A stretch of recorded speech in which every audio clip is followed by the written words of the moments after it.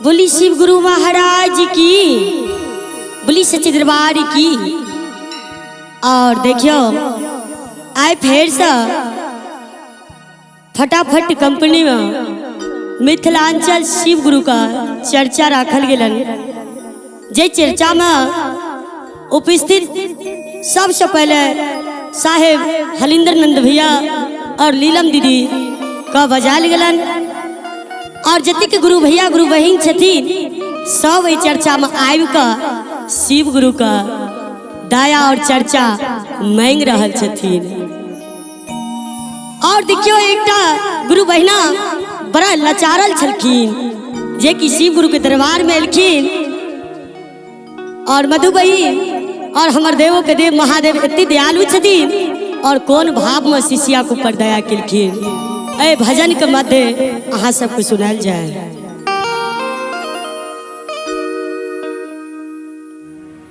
शिव गुरु हमर अंगना कहिया एबैयो, शिव गुरु हमर अंगना कहिया एबैयो, शिव गुरु हमर अंगना कहिया एबैयो। गरीब शिष्या के घर, गरीब शिष्या के घर कहिया एबैयो, शिव गुरु हमर अंगना कहिया एबैयो, शिव गुरु हमर अंगना कहिया एबैयो। हमर अंगना कहिया एबैयो, शिव गुरु हमर अंगना कहिया एबैयो। और मधु बहिन कौन भाव में शिष्या बहन की कह रहा छथिन। फूलों से बाट गुरुवर हमहु सजन छी, फूलों से बाट गुरुवर हमहु सजन छी। आहा जे बैसे हो आसन लगाने छी, आज बैसे हो आसन लगने छी, आज बैसे हो आसन लगने छी। फूलों से बाट गुरुवर हमहु सजन छी, आहा जे बैसे हो आसन लगाने छी। आहा आज बैसे हो आसन लगने छी, आज बैसे हो आसन लगने छी। आभागन शिष्या घर में, आभागन शिष्या घर में कहिया एबैयो, शिव गुरु हमर अंगना कहिया एबैयो, शिव गुरु हमर अंगना कहिया एबैयो। शिव गुरु हमर अंगना कहिया एबैयो, शिव गुरु हमर अंगना कहिया एबैयो। और मधु बहिन शिव गुरु तो आबि गेला चर्चा में, पर ओई गुरु बहिना का किछ खुआबऽ के लेल हुनका पास किछ नहीं छलन। और की कहै छथिन। लोरे से हम दयाब चरनिए, लोरे से हम दयाब चरनिए, नाहु नाहु गामछा से पोछब चरनिए, नाहु नाहु गमछा से पोछब चरनिए, नाहु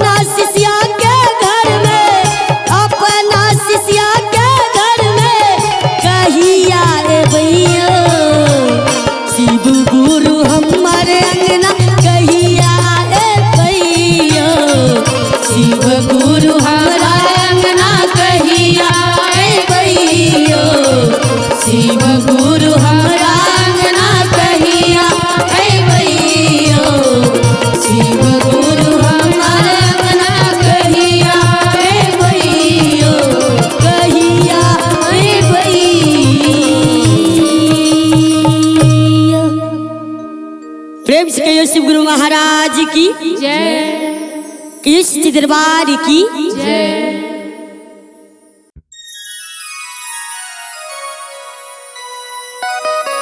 प्रेम से कहियो शिव गुरु महाराज की जय बोली सच्चे दरबार की जय। देखियो मधु बहन हमार धर्मेंद्र भैया गुरु भैया छलखिन शिव का और हमार धर्मेंद्र भैया एते ने दारू पिए छलखिन कि गुरु बहिना एते तंग भ गेलखिन। उ शिव गुरु के चरण में जाके की कहे छथिन हे देव आदिदेव महादेव सुनै छी अहाँ के दरबार में तो सबका भव पार होय छै तो धर्मेंद्र जी के दारू किया न छोड़ा दै छियै।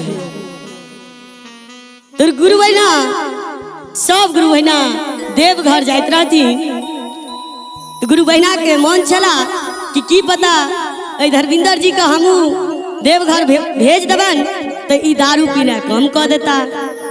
शिष्या बहिन शिव सवारी जी लगलन और आस पड़ोस से 500 रुपया मांग के अपना पति के दिलन आ कहलन हे स्वामी यह पैसा ला कर अहाँ देवघर जाओ। पर उनकर पति कहला कि हे धनी बिना दारू के तो हमरा एक डेग नहीं चलल जाइया और बिना पीने हम देवघर के ना जाए।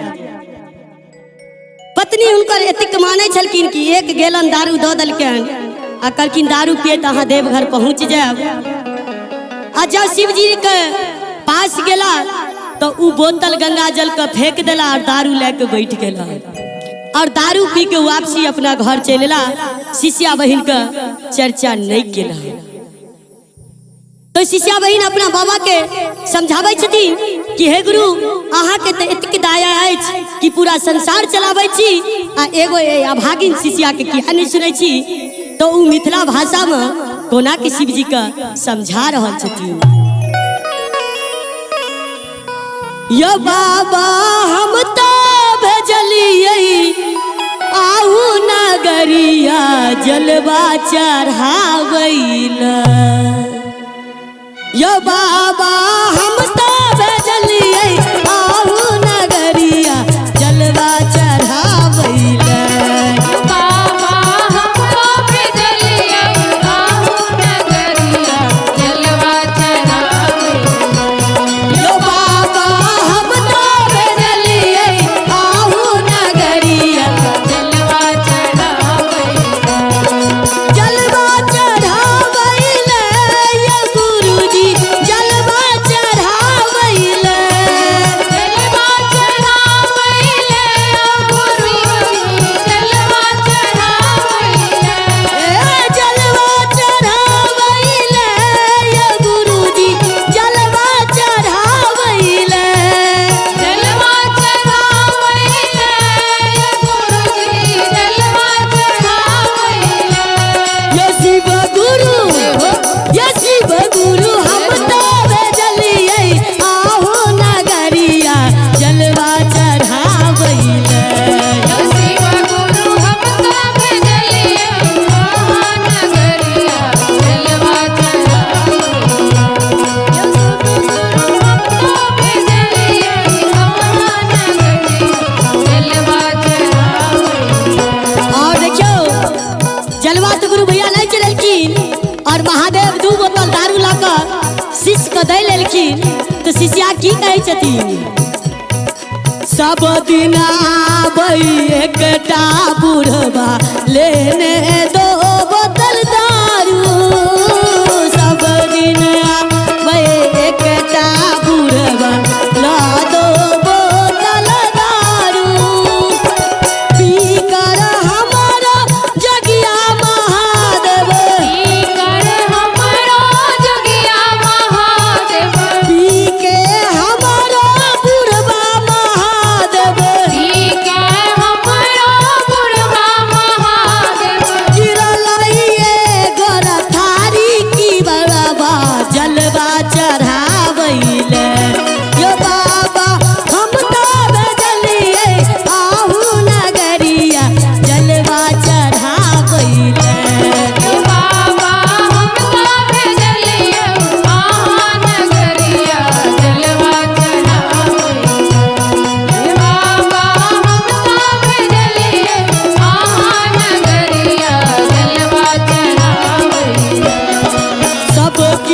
कहथिन भोला पर दयालु सब कियो कहथिन भोला पर दयालु सुनथिन सबके पुकार सब कियो भोला पर दयालु सुनथिन सबके पुकार सब कियो कहथिन भोला पर दयालु सुनथिन सबके पुकार हमारा राजी बाबा कखन सुनबयो हमर अरजी बाबा कखन सुनबयो हमारा राजी दानी कखन सुनबयो हमर अरजी दानी कखन सुनबयो कहिया हरब कलेसिया बाबा जलवा चढ़ाबैले यो बाबा हम तो भेजलिए आहा नगरिया जलवा चढ़ावैले यो बाबा हम तो भेजलिए आहा नगरिया जलवा चढ़ावैले यो बाबा हम तो भेजलिए आहा नगरिया जलवा चढ़ावैले यो बाबा हम तो भेजलिए आहा नगरिया जलवा चढ़ाबे बोली शिव गुरु महाराज की जय।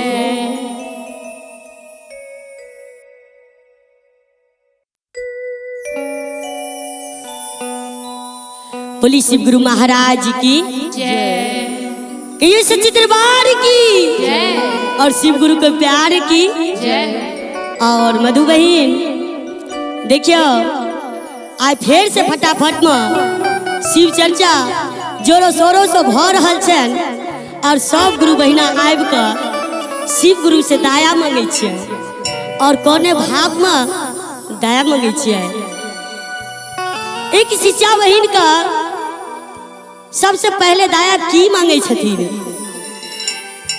हुनका जिंदगी में सबसे पैघ हुनकर घर वाला के साथ होइ छै और वह भाव में शिष्या बहिन अपना सजनमा के लेल की वरदान मांगे छथिन।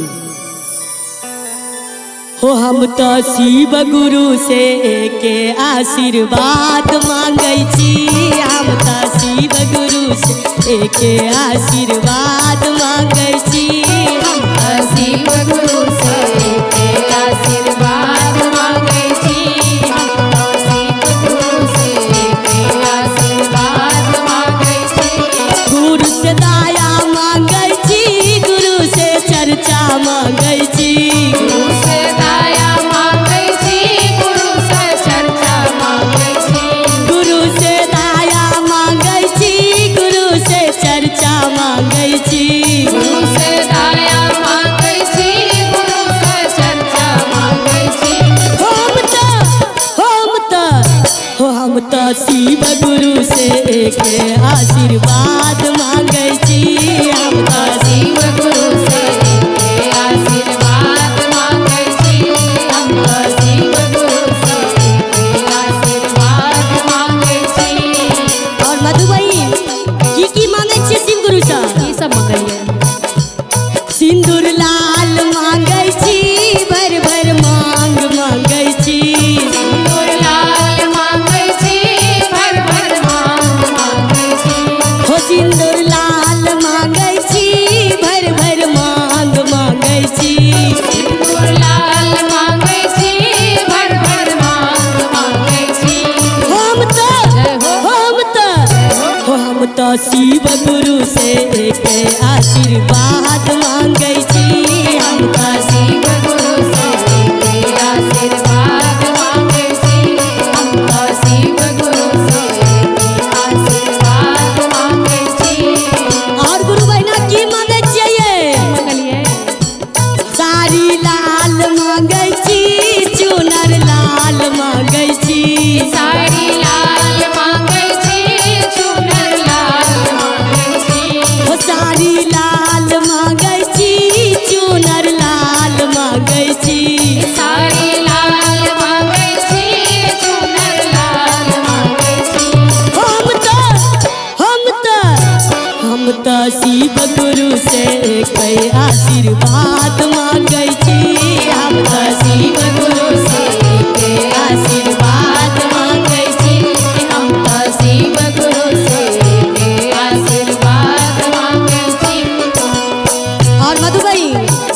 और धर्मेंद्र भैया के कन्या की मांगे छथिन मंगल सजल सजन माँ मांगे छी गोदी ललन माँ मांगे छी सजल सजनवा मांगै छी गोदी ललनवा मांगै छी सजल सजन माँ मांगे छी गोदी ललन माँ मांगे छी सजल सजनवा मांगै छी गोदी ललनवा मांगै छी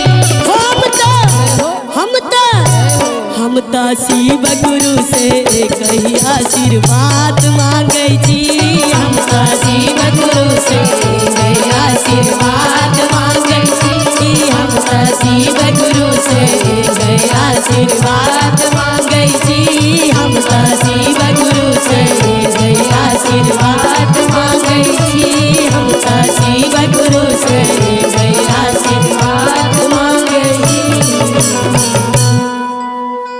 प्रेम से कहियो शिव गुरु महाराज की जय।